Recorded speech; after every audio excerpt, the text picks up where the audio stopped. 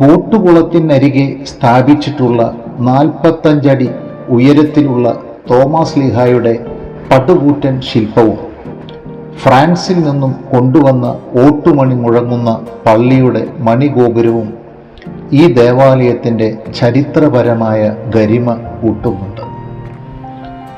ക്രിസ്തുവിൻ്റെ സന്ദേശവുമായി തോമാശ്ലീഹ അക്കാലത്ത് നടത്തിയ സാഹസിക യാത്രയുടെ ഭാഗമായി ഇവിടെ 7 പള്ളികൾ സ്ഥാപിച്ചതായാണ് ക്രൈസ്തവ വിശ്വാസം.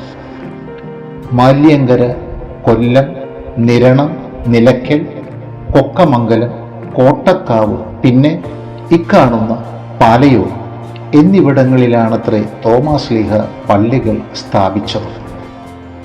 എന്നാൽ പാലയൂർ ഒഴിച്ചുള്ള എല്ലാ മൂലപള്ളികളും പിൽക്കാലത്ത് നശിച്ചു പോയതായാണ് വിശ്വസിച്ചു പോരുന്നത്.